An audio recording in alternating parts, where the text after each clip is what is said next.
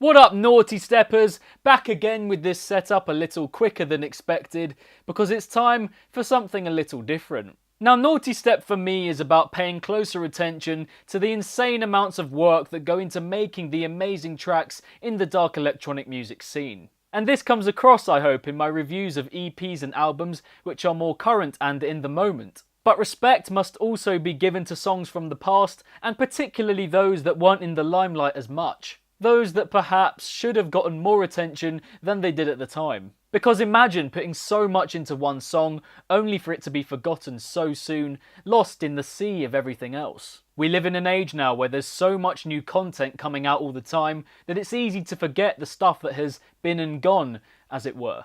But not on my terms, because it's time to go in depth on some songs from the past that I love and I feel deserve that extra recognition. And so, I bring to you the first of a new series where I go through 10 lesser known tracks from a specific dark electronic music genre that I still can't get enough of. And so, for this first volume, I'm going to be delving into the dubstep genre, undoubtedly the main inspiration for this channel, so it only seems fitting to do so. And in the future I plan to go into several other genres, with each one having multiple volumes, so look out for those, folks. Now, the structure for these videos will be pretty simple, no particular order to the tracks. I'm just going to give a few things that I love about them, and also play some very brief teasing snippets of those moments to pique the interests of you guys that tiny bit. Undoubtedly you will have heard of some of these songs before, but I think the emphasis is more on my love for them, wanting to share it with you guys, and seeing also what you liked about them in the process. So that's that for the introduction. Now it's time for the first track of this new series, Revival by Adair and Omega Mode. Now, the introduction to this track, with that soothing melody and all the percussion to back it up, is exceptional. It's very cinematic and reminiscent of early Skrillex.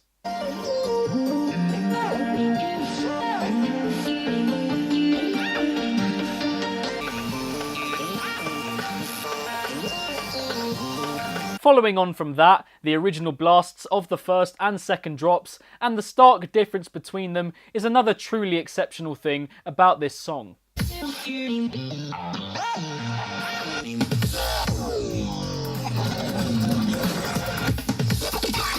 On that note, the variation throughout in both the sounds and the structures is genuinely incredible. All the while sounding so ridiculously refined, detailed and sharp, it's like HD TV for your ears. Always seizing the listener in one amazing way after another, truly one of the most gripping bro-step songs of all time, it fires on all cylinders. And this is the sort of energy and intensity that got me into this music in the first place, so it holds a very special place in my heart. Next we have Snakes by Rexor. Again, the introduction here has an incredible emotion and feeling to it, but is a little more tender and vulnerable, pleading for something and almost asking for help. The chord progressions, vocal notes and vocal samples, all used in tandem with each other, make for a very moving listen.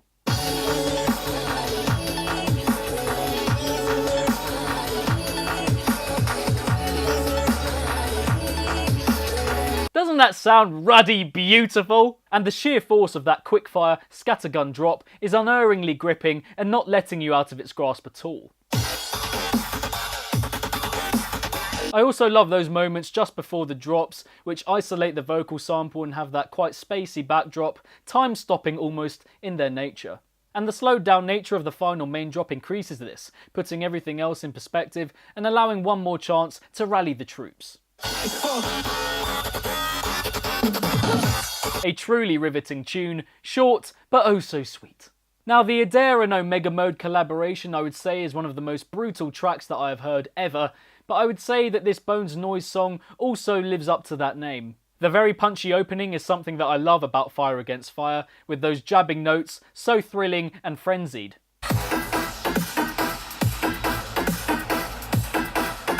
I also love the juxtaposition between the really long sequence leading up to the break before the drop and the break itself, which is very short. Before this absolute howitzer of a drop slams in and takes you off your feet completely unawares, ridiculously quick and more disorientating with every added note. It just keeps giving you more and more, like a regurgitating process, continually slamming you with perfectly placed hits of sound. I also love the changes from the first drop to the second, adding in little notes here and there, building on the original well to keep the track ticking along even better. It's so good! It was in my top 20 tracks of 2017, so if you'd like a little more analysis on that grade 1 Bangooski, then check out that link right there. Now from the utterly brutal to the near exact opposite with this cute, dainty and peculiar track from Crimmer, Child's Play. Slower, more playful and thought out, yet still as fierce, packing a huge punch through its grating synths and expert placement of every single sound.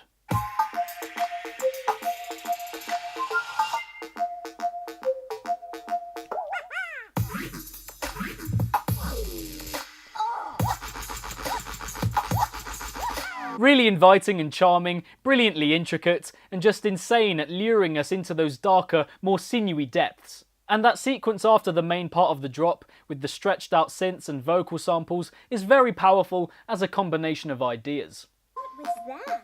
I don't know, but it sounded painful. What? Such an amazing contrast between the cute innocence and horrifying incessancy that Crimmer brings together so well. One of my favourite artists of the last couple of years for sure, so if you want more of a general understanding of his style then check out his last 2 EPs.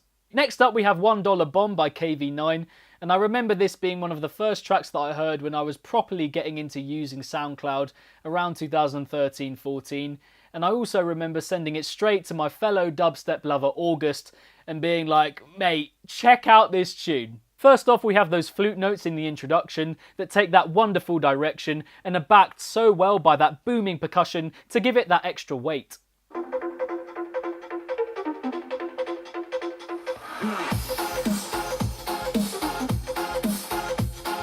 And then we arrive at that first drop, and honestly, I just remember being completely speechless when I heard this thing for the first time. So much ferocity and ravenousness, just properly naughty.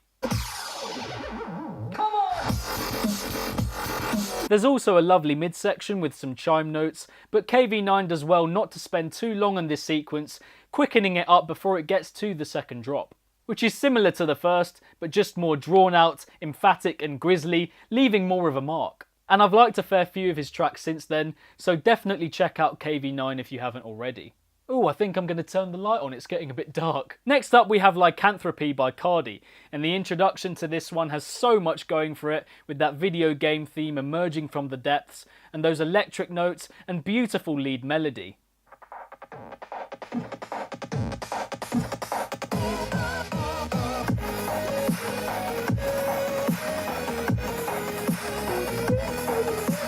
It just really hits in the right spot, with all of those different sounds coming together. It's probably one of my favourite dubstep introductions of all time. And the drop makes it one of those properly bombastic dubstep bangers that you just can't help but bop along to. Wave after wave of wubs, with winding notes and stabs and screeches, just so much going on but all cohering together perfectly.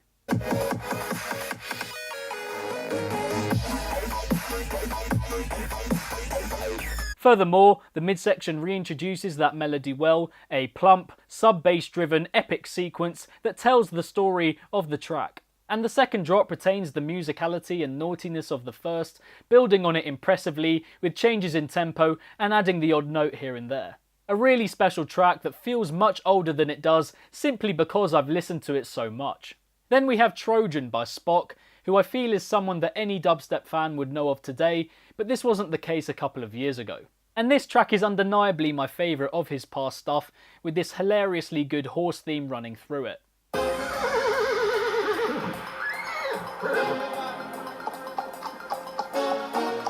Bit of trotting. An amazing glitchy introduction with so much attention to detail in terms of note placement, and some nice little trumpet notes thrown in too. This attentive approach stretches into the drops, which again are very finely cut and well managed in terms of their note placement.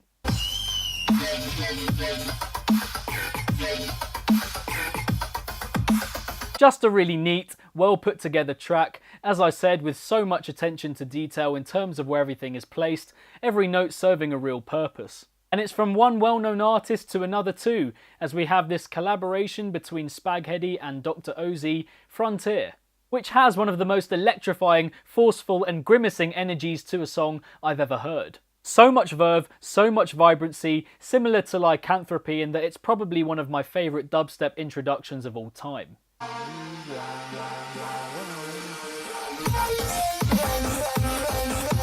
How can you not love that? Something I really enjoy about this track is how we get a sneak peek of the sounds that are going to be used in the drop as we gear towards it, coming to the surface in that build-up.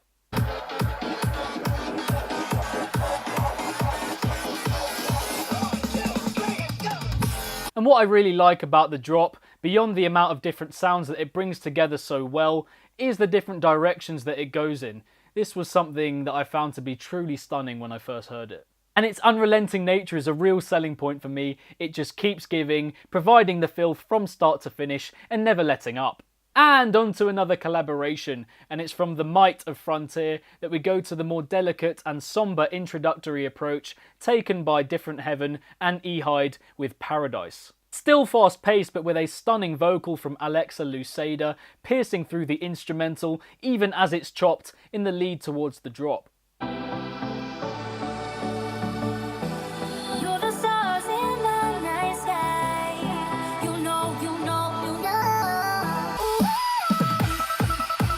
You see what I mean now. And the drop is another quickfire, exhilarating sequence, leaving no room for escape, providing one heavy dose of frantic sound after another.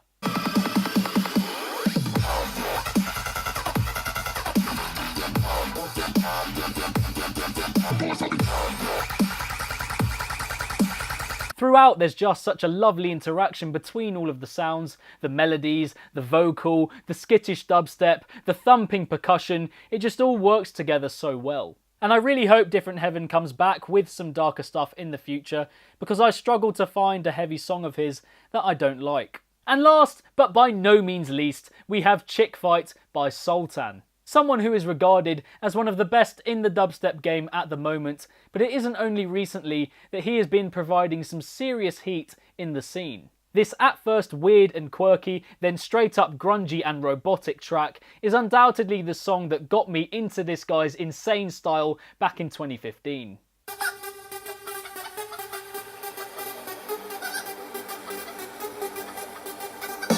You see what I mean by weird and quirky now? The clinks and clanks, the chugging bass, the pointed percussion, the gurgled yoys, and all of that stuff that we've come to know him for plays a very significant part in this track. More than anything, I think, with this tune, I love the jumpy nature of the snarls and growls atop that pounding backdrop. Throughout, they are placed in the exact right places, providing the perfect amount of variety.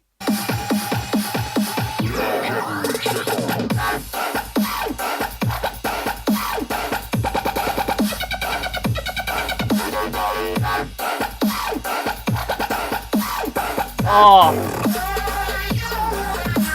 You see what I mean about the jumpiness there?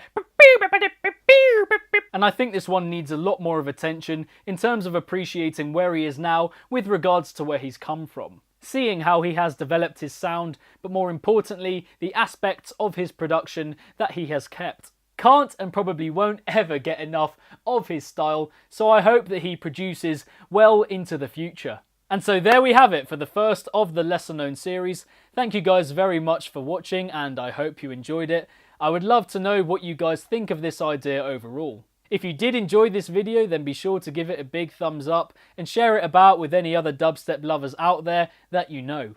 And also leave a comment with some tracks that you love and think deserve much more attention and exposure than they originally got. Next to my head, there should be a link to some other dubstep related videos on this channel if you're into that kind of stuff.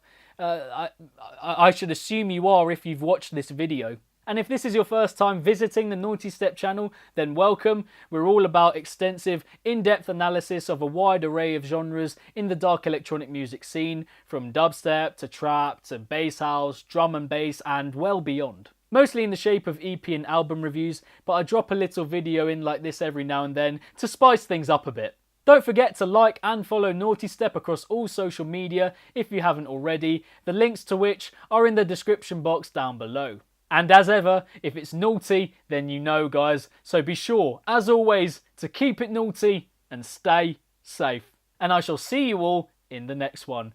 Peace!